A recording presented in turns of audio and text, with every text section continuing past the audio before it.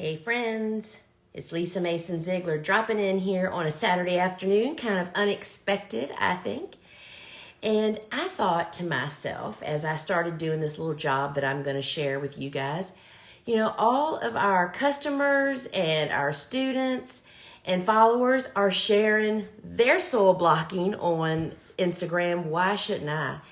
And so I've had kind of a full day. I had a board meeting this morning, and then I had to attend a very sad funeral this afternoon. And after coming off of that, I came home to think, I'm going to finish sowing Strawflowers. And I started to make my trays, of which I'm going to share all this with you, and that's what I'm doing down here. Before I made the last one, I thought, let's just jump right on Instagram and share what I'm doing over here also. So if we've never met before, I am with thegardenersworkshop.com. And what started out as a little flower farm 2.5 decades ago has grown into so much more. And you can learn all about us over at thegardenersworkshop.com, where we are an online garden shop and a learning center. And we have tons of content to help you, whether you're a gardener or a farmer. And we only sell the same stuff that I use. You'll find all the seed starting equipment I'm getting ready to show you. The same seeds that I'm starting. We don't save seeds. We buy and package seeds with our instructions on them. So I thought it would be fun to finish up my last tray with you guys. And if you're not on our email list, you may not already know this, but guess what's back in stock, y'all? These amazing trays. They're made in England, and that's where they come from, which is where soil blockers come from too, by the way. And long story really short, we blew through thousands of these a couple of weeks ago, so much that the girls made me bring back the ones they had given to me to use here on the farm that I hadn't opened yet because they had sold them. Anyway, we thought it was going to be weeks and weeks and weeks before we got them again. And lo and behold, let's see, today's Saturday. I think it must have been Wednesday they showed up. And so that I get to show you what I'm doing. This holds perfectly 100 small soil blocks or tight 120. But I usually do 100, and I'll show you how I do all that. So if you're not familiar with soil blocking, this is the soil blocker tool. We have used the same ones for years, and in fact, I've always, up until probably 3 years ago, Suzanne, my sister, made me give up the original one I bought back in 1998 because it was red. The plastic, which is black now, was red, and it caused so many people to email the office and say, we want a red one. We saw hers, it was red. So now I use this one. So I'm going to show you how this works, and this is the way that I have started seeds since I kind of started farming back in 1998. And in fact, it's because of soil blocking that allowed me, as a urban, middle of the city farmer who cannot have greenhouses and hoop houses, to be able to start enough seeds to actually become a commercial grower. And I probably would have never explored it if I hadn't found soil blocking. And then I kind of tweaked soil blocking to be a tabletop method, meaning that it can be in trays with no drainage holes, as you can see here, and they're flat. There's reason I don't like to use ridges. The ridges trap water, which can just really be a place for stuff to grow that you don't want to grow there. So I tweaked it for my situation. I wanted to be able to grow inside a space that's not a greenhouse and that water wouldn't run. So I can now grow multiple shelves on top of each other with grow lights. And that's kind of what launched me into becoming a commercial flower farmer, y'all. Of course, there was more to the story than that, but it would have never started had it not been for soil blocking. And another little rabbit hole, we know and have chatted with what we call the soil blocking sisters. That's the 3 sisters and a brother that actually own this company in England now. And so we have like this kindred spirit thing going on both sides of the pond. So enough of that. So what am I starting? Well, this is, we're dead in the middle here for me in mid-Atlantic, in the middle of starting our cool flowers for that second optimal planting window, which is very early spring, which is about 6 to 8 weeks before our last frost. My last frost is typically mid-April. And I'm actually a little bit late doing this, but aren't we all, right? So I've already started some stock, and I'll show you, I'm going to take you into my grow room when I'm done doing this here, and you'll see I started last Saturday on a YouTube live, 2 little trays, one of stock and one of Strawflowers, and they're up and, you know, about this big and the cutest little things you've ever seen, y'all. And we'll see those. So I'm trying to finish the Strawflowers. We grow Strawflowers now in all the solid colors. You'll find them all on our website. So I'm starting a tray of each color, and I've already done 4 trays, and I have 4 more trays to do today, but I just need to make the very last one. And let me tilt you guys down so you're looking at what I'm doing here. So as you can see, this is blocking mix. Mix for soil blocking is really different than most seed starting mixes.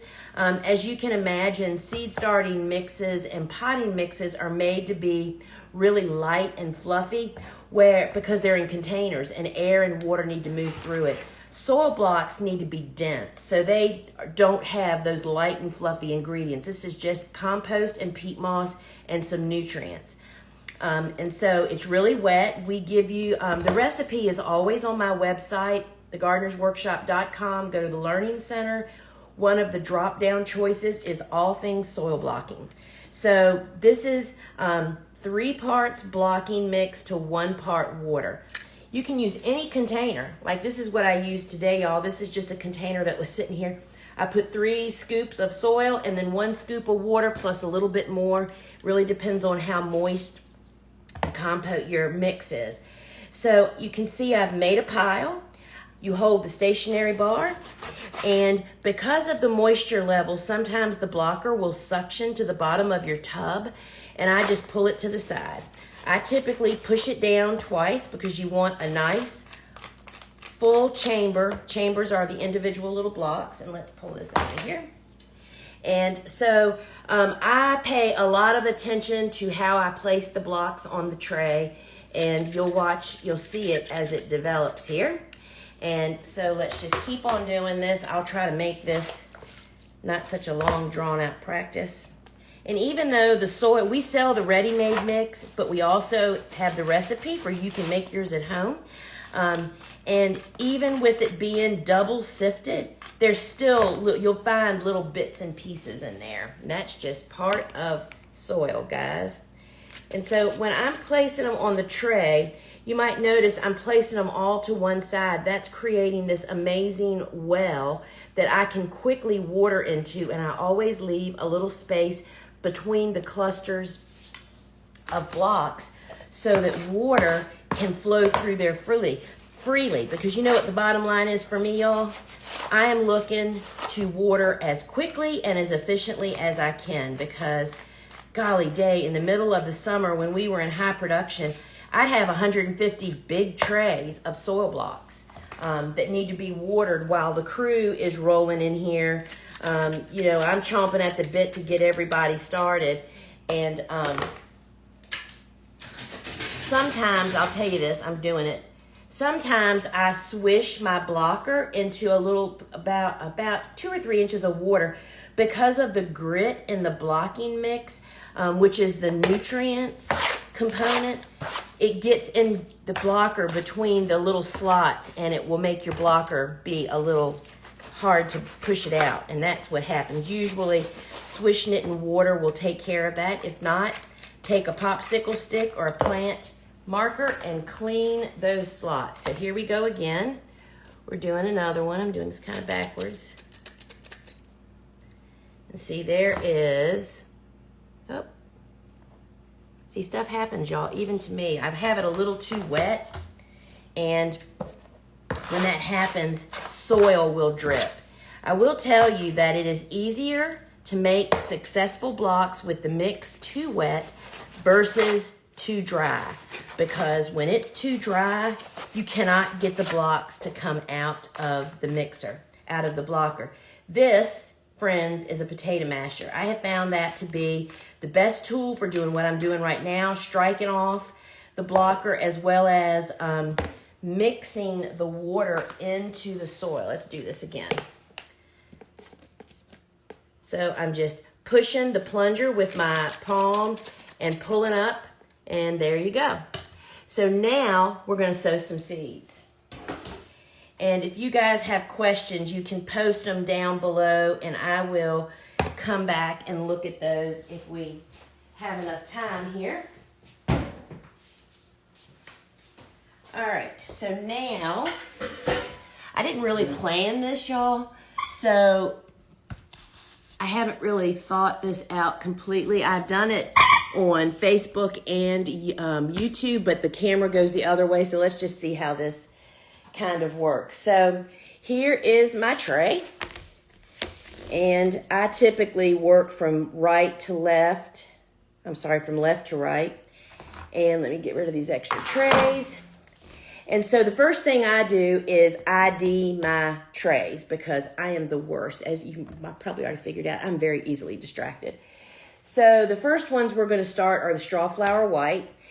We use blue painter's tape and a black marker. This is actually a garden marker. You will find this on our website. This is made to hold up outside in moisture and the UV rays. So we are going to write on here.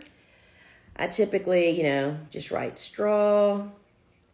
And we always write the official color, because a lot of times that's what we're trying to do, is to get images of the different colors. And then today's date, which is the 22nd. And I tend to try to do that very first, because, there's just nothing worse than blowing through and you realize, oh my gosh, I didn't put the tags on. And then I typically put it so I can read it easily. And that's that. So we're done. Now, second part of this is I use this seed pan. It's actually a lab pan. It's an aluminum, this little thing right here. It's just a little aluminum pan. And why it is so helpful is because aluminum has no static electricity. That's what holds seeds into these little glassines. If you're trying to use a little butter dish, that will hold. You're chasing the seeds and you don't even realize it. So here's our little toothpick holder. These two tools right here, toothpick and the saliva in your mouth, and this little tray, have revolutionized my seed starting about 20 years ago, probably. So normally I would spit in the corner of the tray, but I'm not doing that on Instagram, y'all. I don't think that kind of goes along with the flavor over here. What do you think? All right. So in here I have dumped my seeds, and the point is you don't want to fill this tray up with seeds. You want them to scatter so it's super easy for you to pick. You just, when you touch your toothpick to that seed with sticky saliva, with no static electricity, you're seeing, I don't know if you can, I guess y'all can see just how much this goes. It just goes really, really quick. I have a little pattern. I always go to the top and then go to the bottom of the next. Oh, I need more spit, y'all. And it's really quick and easy. So Strawflowers need light to germinate, or benefit from light to germinate. So what that means is that you firmly seat them on the surface of the block. If your seed information, seed packet or whatever you're looking at, doesn't tell you whether or not, sometimes it'll say something like needs light to germinate, or it'll say plant on the surface. Both of those mean that it needs light to germinate, but also what we've learned is really true. A lot of these surface sown seeds, which is an awful lot of flower seeds. All the celosias and many of them, it's not 100% that they just need light, but the seeds also just need a lot of oxygen. I heard Elliot Coleman explain that one day, that tiny seeds get pushed down into the soil below the surface and they just rot. They just don't get what they actually need. All right, y'all. So I am just firmly placing these on the surface. And it's really easy to get distracted when you're doing this and forget where you are. Straw flowers aren't so tiny that you can't see them. I could look here and see what I'm doing. But this method makes sewing teeny weeny. I just put that in the wrong one, y'all. Makes, talking to y'all while I'm doing this is definitely a distraction. But this method, snapdragons, celosia, even smaller than that, digitalis, really makes easy and quick work out of it. And yes, you can notice that I am just putting one seed into one block. You get excellent germination with soil blocking. The environment is just so very, very healthy. And you can go to my my Instagram feed and just see all the different images that I just have gazillions of images. It's hard to not take pictures of these beautiful trays of plants, and they grow a little faster than other conventional methods. And that is because the roots get so much oxygen. As a general rule, I picked up 2 there. As a general rule, I shave a third of the growing time off because of the speed of which they grow. And that's assuming that you're putting them into the conditions that make them happy. Warm air temperature, you're starting them on a seedling heat mat, which warms the soil. And in the case of cool flowers, see, I got distracted, y'all. In the case of cool flowers, cool season hardy annuals, they like warm soil and cool air temps. Cool air temps means like 65 to 70. It does not mean a cold garage. We get lots and lots of people reaching out and about having troubles. And then when, Ann or somebody, we respond to them and find out that they're trying to start them into the garage, they felt like if they had a heat mat, a seedling heat mat, and a grow light, that would overcome the 50-degree air temperatures. And that is not so, y'all. Nobody is going to grow. They're just going to sit there and shiver. So you have to provide the conditions that are conducive to actual vegetative growth. So when I get to the end of this tray, I will walk you guys in to my grow room. Sorry. So this is the Strawflower White. And I noticed, so yesterday I did 4 trays. I think it was on YouTube again. And I just looked at them a minute ago before I started this. And I actually think the silvery white is actually starting to germinate. That's like the quickest ever. Y'all, when you give the seeds what they need, it just really makes it so easy. So often I find that people think that they get to choose which way to start seeds and the conditions. It's like you can do that, but you get either no germination or spotty germination. You really just have to do a little bit of homework. If the seed packet doesn't tell you, does it do best to start indoors or outdoors? I find that people say, oh, well, I'm just going to sow all my seeds out in the garden. Well, it's not quite that simple, people. There are some seeds that prefer to be started outdoors for a multitude of reasons. And then there's seeds that prefer to be started indoors because you can control the environment a little bit better. And then there's many seeds that can go either way. I will tell you that I always choose the method that is the quickest, most efficient, most successful for me. And when I'm given a choice, I always choose starting indoors because I would much rather tend to my seedlings standing up, not down on the ground, weeding or thinning or hoeing, and having to worry about something eating them or the weather or what have you. So that whole tray is done. So I'm just going to pour back. So this packet was supposed to have 100 and it looks like about 110.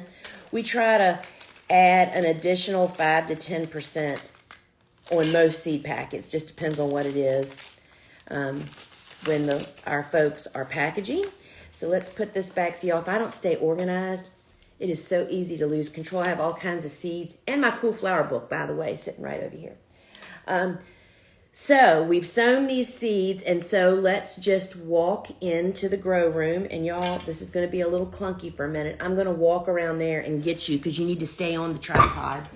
So stand by just a minute, and we'll go in to the grow room together. All right, so I'm going to finish those other 3. So I have 3 other trays to actually sow the seeds. Let's see how this sets you up. Bingo. That's kind of perfect, right? So that we're in my grow room. My grow room's 10 by 10. This is the table that has my heat mats on it. I have actually our large heat mat, and then I have the home gardener just starting out heat mat. You can see the small one.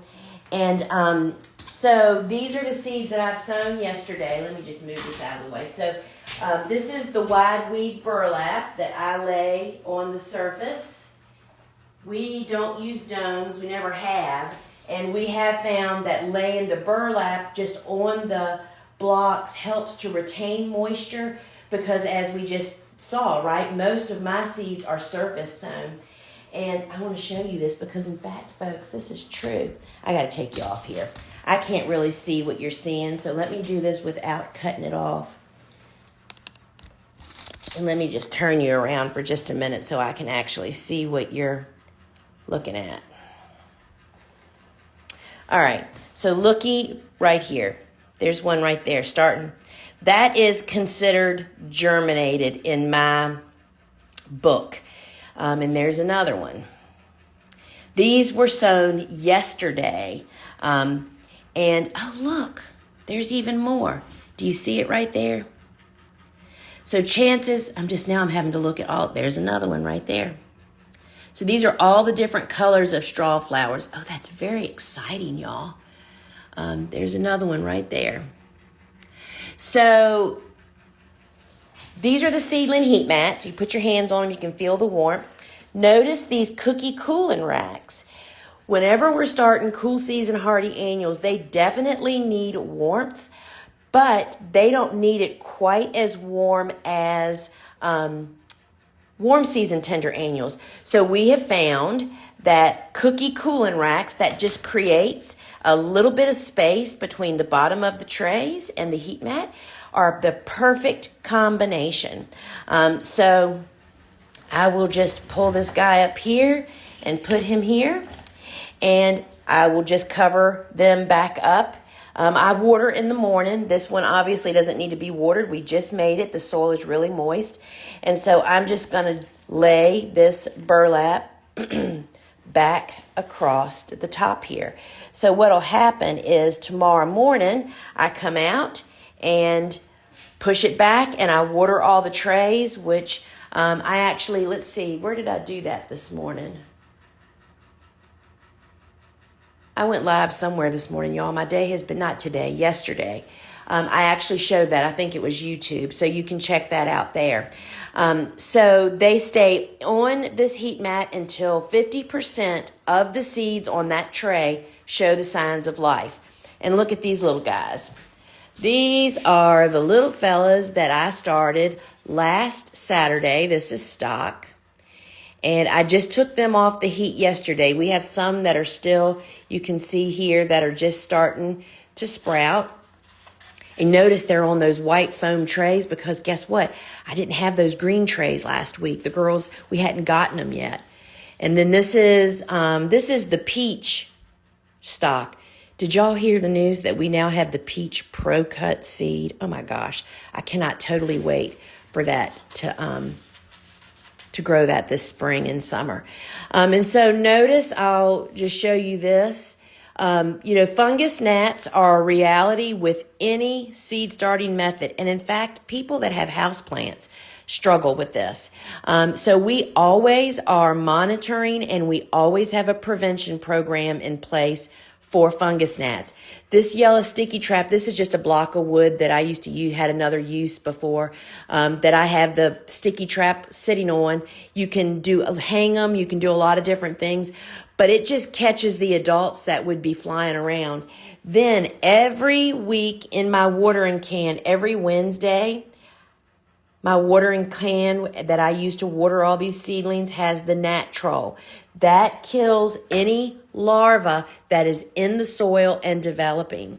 The combination of these two from the get-go, the minute we fire our grow room up, I start doing that. And then on Mondays, all of our seedlings that are under grow lights get the Neptune's Harvest seaweed and fish according to directions. So, it's time, folks. We're starting to we don't really get into serious seed starting until like mid-March. But I will tell you that starting a lot more Strawflowers than I normally do. Strawflowers are really underused. They're just such a great bouquet filler. Commercial customers love them. They're great fresh. They're gorgeous dried. So, friends, let's just walk back in here and I'll see if you have any questions. Excuse me. That wasn't good, was it? All right, folks, let me just see if you guys have any questions. And then I am going to lickety-split make a whole bunch of...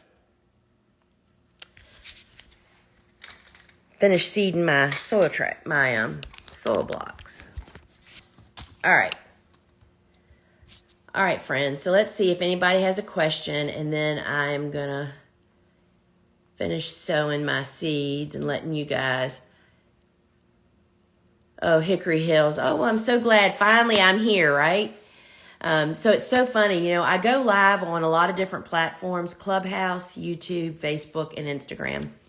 And I try to have regular times, but it doesn't always fit everybody's schedule. So I just thought, because we have snow, we're kind of closed down around here. So I thought there's got to be other people.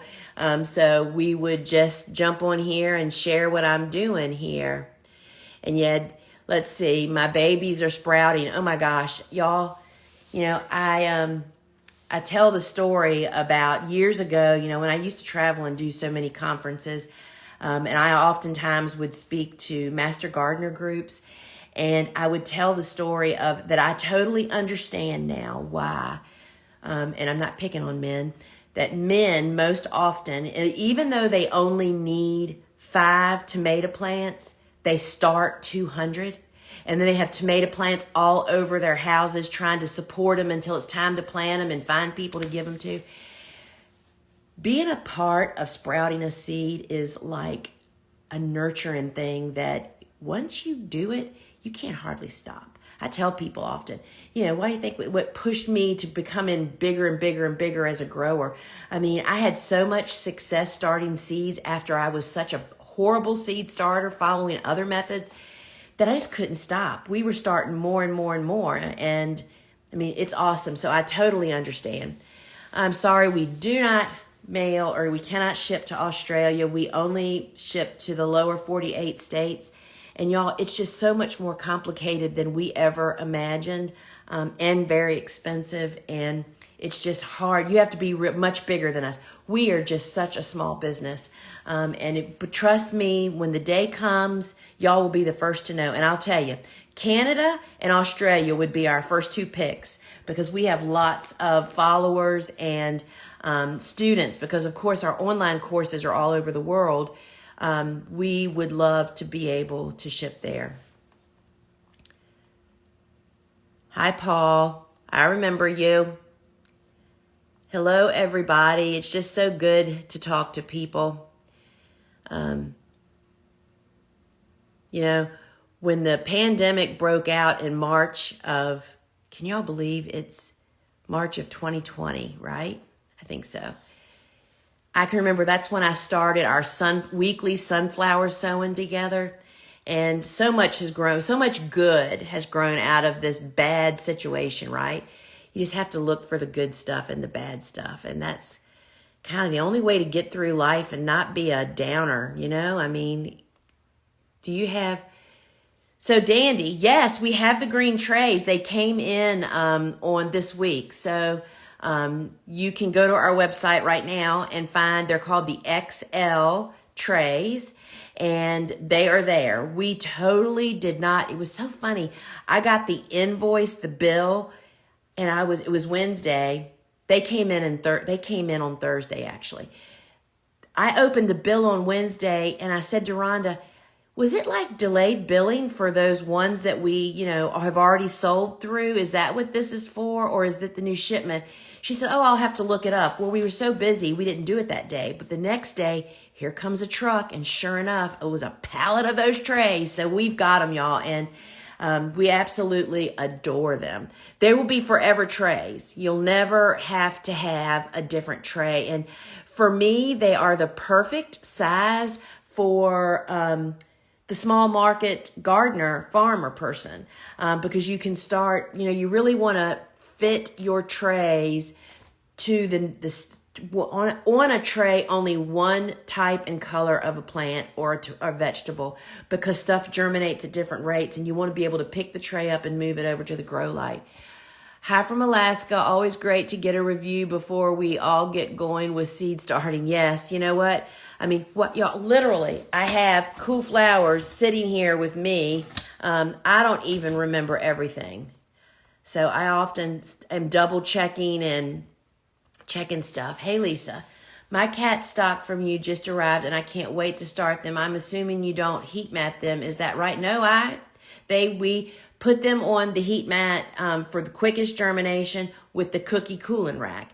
There are a couple of things that I don't know of anything that never goes onto the heat mat except for sunflowers, and that's because they're in the dead of summer. It's hot as heck in my room and we don't have room for them all. But all the cool flowers at least have a portion of time on the seedling heat mat, but we use the cookie cooling rack. So yes, you put stock on to get quicker germination. Lori's asking, can you recommend a product to monitor the temperature in your room and what the temperature should be for cool flowers and also zinnias? So no, there are apps. I understand. You can buy devices that alert your phone. I know people have that for greenhouses, of which, of course, I don't have. So I've never really messed with any of those, but I'm sure somebody could chime in here and tell you. The air temp that I'm looking for when I'm growing cool season hardy annuals is 65 to 70. And then after we're pretty much through the cool flower seed start, which is typically, not long from now, when we start warm season, we're looking for 75 to 90 degree temperatures in that room, which really aid in speedy germination. When seeds germinate, can you put them out in unheated greenhouse? Well, Kristen, they won't grow. That's what I was speaking of earlier, is that for vegetative growth, for the top part of that plant to grow, it has to be, cool flowers, cool season hardy annuals need at least 65 to 70, or they're just going to sit there. Then you're going to grow mold and algae on the surface of whether you use cell trays or soil blocks. So plants need to be in warmth to grow. You want the soil to go through moist to dry in a 24-hour period in all stages, seeds from sprouting the seeds to growing. And all of that just adds up to healthy growing environment. So I know people are trying to start seeds in areas that you just don't have space, you don't think, but that's one of the things that is so awesome about soil blocking. You can soil block and grow in a spare bedroom in your home where your house is, hopefully between 65 and 70 maybe. We keep our house kind of cool. We go down to almost, 60 degrees at night, but my grow room stays at 65 to 70, and that's what really grows these plants quickly, grows healthy, stocky plants. So I'm just looking, how can we control gnats under a hoop tunnel? So A hoop tunnel, do you mean they're planted out in the garden? You really shouldn't, hopefully, have to do it there. Natural predators, but if you have stuff flying around under a low tunnel, it may not be fungus gnats. There are lots of other pests that survive outdoors that would be different. I would get an identification. First, you could put the yellow sticky traps underneath there and get a couple of them, and then you can put that sticky trap in a plastic bag, stick it so it's easy to see what they are, and take it to your extension agent and let them get a definitive diagnosis. Because friends, they all look the same, but they aren't, and you treat them differently. They have different life cycles, and sometimes they're good, so you just never know. Hi from Australia. Do you post items to Australia? I am sorry to say we do not. I wished we could. Lisa, you're a breath of fresh air, my little escape from the hustle and bustle of my everyday farm life. Oh, well, thanks.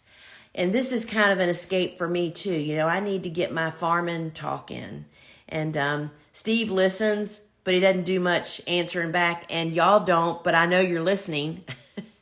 So I appreciate it, too. I also missed the beginning. How do you make the perfect soil? So first off, this will be on IGTV. You can go back and rewatch it. The recipe is on my website, thegardenersworkshop.com. The online store is there where you can buy it ready-made, and the nutrient if you want to make your own. But the recipe is on the Learning Center under All Things Soil Blocking. Just scroll down. And the blocking mix is the secret, y'all, and it's not sterile. We don't use sterile anything around here. We're organic growers. We want living things in our soil. And so you can find all of that there on the Gardeners. Don't forget, Wanda, trust me. We are trying so hard. We just had our website rebuilt again. I mean, that's just something you do every couple of years when you have a big active website. It's just something you have to count on. And y'all, we just have so much great stuff coming your way. You just aren't even going to believe it. And so something new will be coming out, I am hoping, in the next couple weeks. I'm not going to tell you what it is, so you can't email the office and ask when is it coming, because then they'll kill me for even mentioning it. But then we have other stuff coming down the pike, and it's really, really exciting. And so after these new things get implemented, we are taking another looking at the, I never, ever imagine how complicated, it's not even just shipping out of country, but it's the workings of the website in doing all of that, how it throws a wrench into this over there that has nothing to do with it. And it's just absolute craziness. I have a firm belief that tech people and plumbers, their jobs are sealed for life. We cannot live without them. And it's just crazy. So I hear you guys, and we would love to just really ship everywhere in the world. And that day may come, but it's not here yet. Hello, everybody. I missed fall direct sowing, zone 8A. What temp does it need to be outside before I try to direct sow? I do have row covers. I've learned so much from you. Thanks, Lisa. You're welcome. So first off, I don't recommend, and I don't recommend for you because you're even further south than I am, that you direct sow anything in very early spring, because this is the problem. So we typically go straight from winter into really warm, hot, with humidity hot on the trail. And if we sow seeds outside this time of the year, the seed is just going to sit there and wait for warm enough temperatures to actually germinate. And that typically is going to happen when nighttime temps are staying, I would guess, between 55 and 60 degrees. That's consistently over that at night. That's going to put us really close to our last frost date. Then they're just going to sprout. So by the time your frost date comes and passes, they're just barely growing. And then before they can even get up and start to perform, the heat and humidity is going to start stressing them. They're going to fall victim to pest and disease. And it's just not even worth going down that road in my book. My recommendation is to paperclip those seeds that you thought you should be direct seeding in the fall to your September calendar to get your butt ready when you're supposed to, right? Give you the little kick in the pants you need, and move and just get busy doing other things. There are some, you do Strawflowers, you can do stock, and get started immediately and plant transplants. Transplants can get established in this cooler weather, but for seeds outside in the garden to actually germinate and grow, it's just too late in the season for those of us that live in the South, is my personal experience. But that's what I would try. Church in the Cove Children's Garden in God's Backyard is watching from Cathedral City, California. Well, Cayman maybe. What information do you put on the tape that you affix to the trays? All I do is, first off, because you don't want to write so much mess on there, that I put what's needed. It identifies it as a straw flower. I just write straw, the actual color, the same way it's written on the seed packet, and the date is all I put. It's like when we start Benary's giant zinnias, we just put colors and the date, and then any other zinnia outside of the Benary's giants, then we put like queen or cactus or whatever. Because you might think you need all that information, but you want it written big and clear because you're looking through trays, trying to find what you're supposed to plant and getting them all together. Hope that helps. All right, y'all, I'm getting off here, I think. Danielle, I'm very intrigued about soil blocking, but very new to seed starting. Am I better off sticking to the traditional cell trays until I get more experience, or is soil blocking easy enough for a newbie? Soil blocking, in my experience, is so much easier and more successful for newbies. First off, and I use the small soil blocker almost all the time. My website is loaded with information on that. You can go to the product and learn a little bit more about it. And we sell a kit. It's called the Soil Blocking Kit. It is included with the kit is my online course, Seed Starting Made Easy. It's a 90-minute of me taking you from beginning to end. I would definitely be a voter to say, just go straight to soil blocking. It will save you a lot of heartache. It's just, in my experience, easier to control the environment and have more success. So give that a whirl. Rock Meadow is asking, do you leave the lights on the seedlings 24/7? No, I do not. They need 16 hours of bright light a day. That's why we sell a timer. My lights come on at 6 a.m. and go off at 10 p.m. You can see we sell two tabletop lights. One is 24 inches long and one is 48, as well as a hanging. The ones you just saw in my grow room are the hanging ones that we sell. They are warm enough that they benefit the seedlings, and you just put the light about 2 to 3 inches above the soil blocks or the canopy of the plants. And the little bit of warmth they give off really benefits them. But you have to really check and see if you have T5 lights, that's referring to the type of bulb.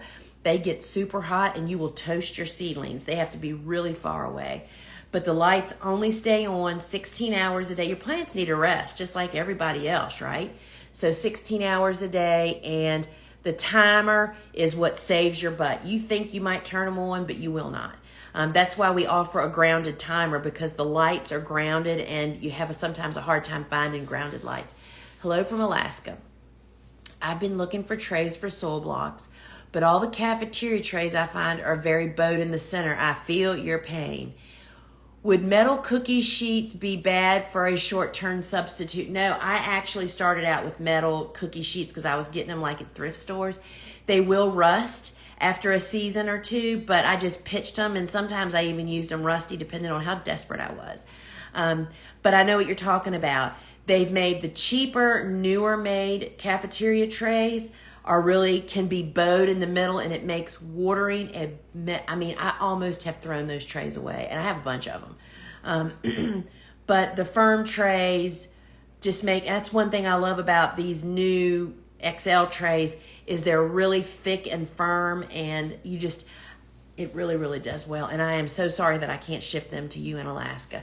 But I will tell you this, we have a lot of people that live out of country that have friends that live in country, and we ship a lot of people's orders to those people, and then they turn around and ship them however they ship them to their people in Canada and different places.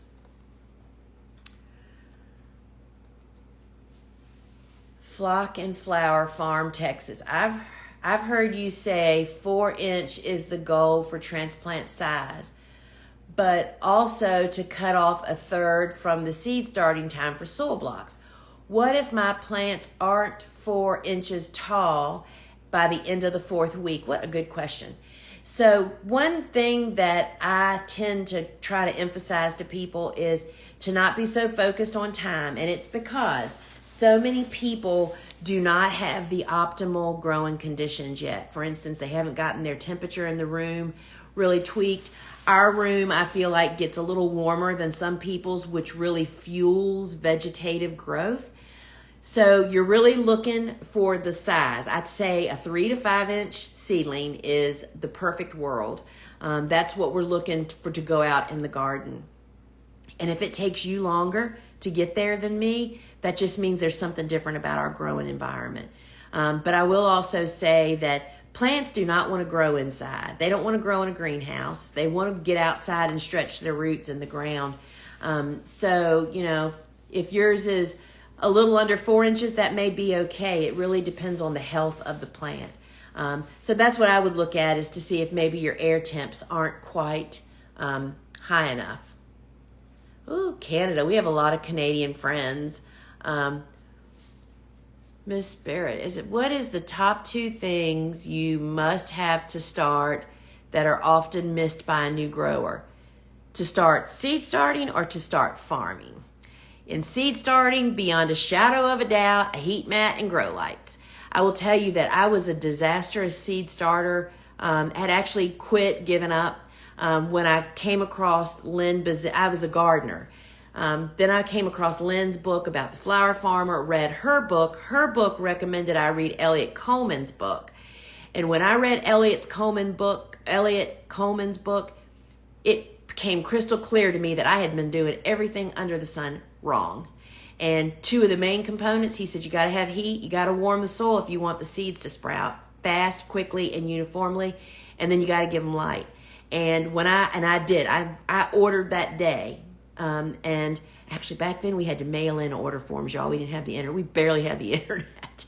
Anyway, I was an overnight success. So that would be for seed starting. As a flower farmer, you can get away with very little. I tell people, if you have a back, some seeds, some sunshine, a wheelbarrow and a shovel, and you can start seeds, you can create profit almost immediately. Very few people do it that way. That's the way I did it, because I had to. I had no money, didn't have any houses.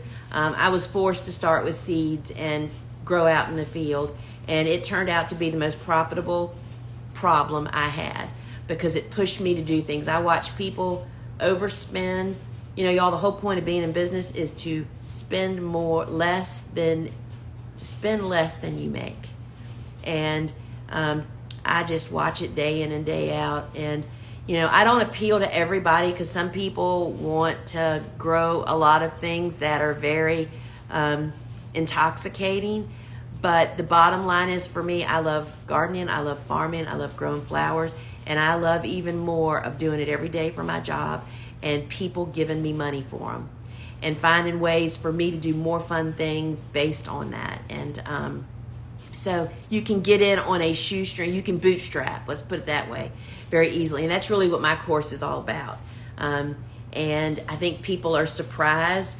We have a lot of people that come into my class that are like, oh my gosh, I have spent so much unnecessary money.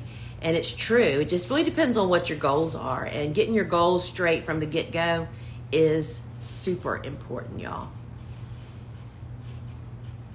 So you also start zinnias inside. Oh yeah. So I'll clear the air on. So whenever a seed preferred method is either way, I always choose to start inside. I will tell you that the only time I ever direct seed are those few cool flowers that can be direct seeded in the fall. I never spring or summer direct seed. Far too laborious, far too much attention, weed pressure, water needs. As a seasoned, successful flower farmer, I will tell you, it is so much less work to start seeds inside, plunk them into the ground, and leave them alone until you come back and you're cutting the blooms when you have all your pieces in place. Not so with direct seeding. And it's not even that you use less seeds. I mean, that's just not even, couldn't come on my radar, except for the super high dollar, high cost hybrids that we plant often, like uproar, zinnias, sylphid, celoseas, some of those single stem celoseas that cost hundreds of dollars per thousand instead of, much less than that. It's always, so we start everything inside and we have it down. I mean, we can plant 1,200 zinnias in the blink of an eye using soil blocks. And they're planted and we plant into biodegradable film. They don't have to be hoed. They don't have to be special watered because they're direct seeded and it's hot as blue blitzing outside. So yeah, we start them all. Marigolds, all of them. Are your online courses suitable for people who live in Australia? We have a lot of Australian students. Yes, because what you will soon learn, particularly in my class, I don't speak to my region. I don't sell you fish. I teach you how to fish. I teach you how to figure out when the proper time for a specific thing that we're doing is for your area, like when you would plant cool flowers or when you would plant warm season. So yes, it's applicable. We've had people, South America, South Africa, all over Europe, Australia, any English speaking country, because we do not have our platform is not set up to translate. So yes, we would love to have you join us. And the ultimate goal is, like we did, this just happened to my latest class that was this, my class only happens once a year in the fall. You can get on my wait list over on thegardenersworkshop.com, go to my course page. But we have a optional Facebook page for my students, a closed group. Y'all, I'm tired. And so that's during school because we're interacting and doing a lot of stuff in there. Well, once that, and you don't have to be in that Facebook group. That's kind of like bonus stuff to the course. You're not required to do that. But here's the real bonus. After the school is over, I have an alumni closed Facebook group where many of my students are people that are now, much more seasoned than you or I perhaps are when we come in, and we mentor each other, and it's just an awesome way to connect. And that's where you can connect with other people and say, hey, I'm in Australia. Who else is there? And kind of like connect and help each other out. So a couple of tips for watering soil blocks. Do they dry out easily? Not when they're watered properly. Watering is one of the biggest learning curves I have found with people. And so if you watch, I'm almost sure it was YouTube yesterday. If you go to my YouTube channel and Visit the Grow Room, I think is what it is. And that's one of the things that I talk in depth about and show you actually how I do it. So that will really help you out with that. I will tell you that you are not alone. A lot of people worry about that, but I will tell you, as I say in the YouTube video, my room is so hot during the summer, and when plants are bigger, they really suck a lot of water. I still only water once a day. When you water thoroughly, you don't have to worry about it. I only go in my grow room first thing in the morning. I don't have time to go back in there and check back. I'm not a helicopter seed starter because I don't have time to be that. And so, yes, you can water once a day. Are you selling LED or fluorescent bulbs? Fluorescent bulbs. I didn't used to have an opinion about LEDs. I am not a grow light specialist, but I will tell you this. LEDs are cool. They don't give off any warmth. And we have figured out from helping people troubleshoot the warmth that's given off by those T8 or T12 bulbs that we like to use and also sell. That little bit of warmth definitely aids in the growing. The LED lights have no heat. So you have to provide it all. So it's not that there's anything wrong with them. That's just not a bonus of those. Can I plant out ornamental kale seedlings now in zone 8A? The problem with planting ornamental kale now is what pretties them up is frost. That colors them up. So you won't get that. And yes, you could plant them now, but I don't know how tall they'll get this late in the season, perhaps. But friends, you will not know until you try. Elliot Coleman's book is The Organic Grower's Handbook, I think is the name of it. And actually, I think a new edition just recently came out. That book, I didn't come from a farming family. I knew nothing about the way that a farm worked and functioned, and I just learned so much. And as you can imagine, I got to meet Elliot Coleman about 4 or 5 years ago, twice. It was like meeting Mick Jagger of the Rolling Stones, y'all. I mean, I was like almost speechless. He came in my booth, looked at what I was doing and how I was doing it, and just was very affirming, and it was really wonderful. That was really, really great. Hi, I'm in the UK. I autumn sowed my snaps. Some are now 5 inches, but we still have frost. Should I keep my seeds inside the unheated greenhouse? Snapdragons are super cold hardy. I don't know where you are in the UK. Most of the UK, my understanding is that you're equivalent to like our zone 6 and 7. And so really you could fall plant snapdragons out, which is what I would recommend to you to do this coming fall. And so yes, you can harden them off slowly. I'm getting ready to do a podcast about hardening off for this time of the year for these very early spring plantings. I had hoped to do that this morning, but didn't happen. But I hope to have that, and that will talk about the special circumstances. But yes, if they're in your unheated greenhouse, plant them out in the garden. Give them a row cover if you have one. Give them a little protection to give yourself peace of mind, but they should be fine. Cool flowers are we're the scaredy cats. They hold up just fine. Would love for you to offer your class more than once a year. You know, we've looked at that over and over, but there is so much interaction between me or all of our instructors in their respective classes.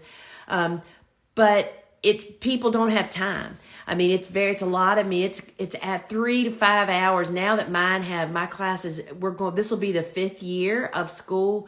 And because you get access to all the previous year's Q&As, there is so much content to do it in the season. People are just too overwhelmed. And so we understand that. We struggle with that.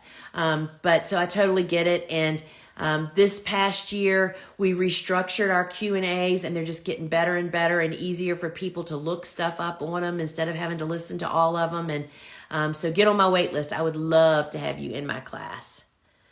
And I will tell you that my book, Vegetables Love Flowers, is a 3-season cutting garden book. It's about, I love the name of my book, but I wasn't the one that picked it. My editor did. And they were really trying to reach the vegetable growers to help them to see why flowers benefit vegetables. So the book is really about how to grow a cutting garden, and putting it in your vegetable patch has a lot of benefits for your vegetables. But it is how I grow. You can definitely get Vegetables Love Flowers. Watch the free book study companion that you can request no matter where you bought it, and get you grounded. And then when you go into flower farming school, you've already kind of had a little bit of information, and you don't feel quite so overwhelmed. But that's what I would definitely recommend. When do you put Lizzie anthous in Western New York? So Lizzie anthous is a cool season, hardy annual, and it is said to be hardy to zone 4 or 5. That's zone 5 is what I'm told by somebody that is knowledgeable enough to really say that. But I will say that there are a lot of winter growing is very different than summer growing. There's different problems in the winter. Drainage, you have to have excellent drainage. And Lizzie anthous are super sensitive to root rot. And planting in the fall, even with good drainage, has its issues. But in general, for everybody, no matter where you live, Lizzie anthous can be planted 6 to 8 weeks before your last spring frost. It loves to get established when the ground is cold. And, but the key, which is what I'm going to talk about in this podcast, is that you have to have prepared very early spring planting areas last fall, y'all. It is too wet to be working dirt now to get stuff ready. You have to have thought ahead. So that's when Lizzie anthous really does well. And you just have to think ahead a little bit. Any thoughts on American Grown Flower Organization? I was a member when I was when I was very involved in high production. I was a member of American Grown. It has all the different organizations, of which I'm not going to name them all, have different missions. And all their missions are great. And it's just whatever mission is important to you. I mean, I belong to all of them, because I was a very active flower grower and I saw the importance. I was deeply involved in the ASCFG, and I still am. And that's definitely the top of the pile. A member of Strawflowers. I was a member of American Grown. I can't think of any other. I'm not mentioning. There's not one that I'm not a member of because I have a problem with it. And it's just, you want to support people that support domestic, locally grown flowers, period. But they all have different missions and different stages. And, they're all great. That's my thoughts. So Beth and Company, I ordered your soil blocking kit. So we sell blockers individually, in sets, in kits, in soil blocking kits, in complete kits. And I will say that getting the soil blocking kit is a great way to get started. When people are just starting out with soil blocking, I do recommend that you get the ready-made mix. We don't make it. We have it made. And it is of the proper consistency while you're learning how to soil block. Then when you start making your own, you're like, oh, this isn't quite right. Or, you know what I mean? It just helps you with your learning curve. But what I was going to say is my course, the Seed Starting Made Easy, comes with that. It's only $20. If you want to just buy the course, buy it. But it comes... That's one of the little bonuses with the soil blocking kit. If you buy the complete seed starting kit, not only do you get the course, but you get the burlap free, you get some free seeds, and you get my tote bag, which is the bomb diggity. So, all right, y'all, I've really got to get off here. But as you can see, I'm feeling a little chitter-chatter today. Attending a funeral this afternoon, or actually I watched it on video, because our roads, or my husband was really concerned about, it was kind of far away, and we are not ready for snow here where I am. We don't drive in it very often. Just kind of makes you grateful. It was a young person. It really makes you grateful. Just got all my soil blocking tools and bag of soil. Can't wait to get started. Let me tell you, it's very addictive. The new organic grower, Elliot Coleman. I just bought it. There you go. Perfect, thank you. I'm in South UK, same as Zone 8. Well, if you are equivalent Norfolk, Blue Door, if you're the equivalent to Zone 8, you can plant everything in Cool Flowers in the fall. And then all the new ones. I've added Cool Flowers since the book has been published that I just didn't know about or I was testing out. And you can look at the seed list on my store. Just go to the Cool Season category and you'll see all the seed, like Status, Stock, Atriplex. There's several others that you can add to that. And in Zone 8 is like, Zone 8 and 9, you can plant everything in the fall. That's like a dream world. I missed the class this year by 1 week. Oh, I'm sorry. Oh, thank you guys. All right, I'm literally, if there's another question on here, I'm going to answer it, and this is it. So this is it. I'm closing with this question. I told my husband I was going to be on here for 30 minutes. It's been an hour. If we plant 6 to 8 weeks before last spring frost, when do we start seeds inside? Great question. I get this one all the time. That means, y'all, I talk about that big calendar all the time. That's what runs my life. It's all about counting. You find when 6 to 8 weeks is before your last historical spring frost. Then you have to count back how many weeks do you think it's going to take you to get a transplant. How somebody's already asked, after 4 weeks, they still aren't big enough. That means it takes them longer because some condition they have slowing them down. So you just count back the number of weeks that you need to get that transplant. You need to have ready on that 6 to 8 week date your transplant. That means you have to count back when you start it. That means you have to count back to order. We order seeds a year in advance now because it is crazy, y'all. And I got to get off here because I have to sow 3 more trays of Strawflowers, and then I'm going to be done. And I don't know what we're having for supper. And, so friends, we appreciate so much if you invite your friends to join us. I do Ask a Flower Farmer every Wednesday at 11:30 a.m. right here on Instagram.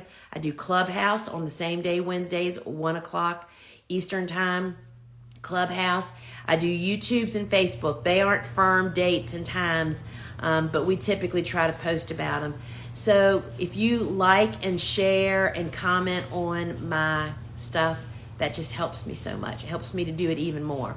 All right, friends, till we meet again. Ciao.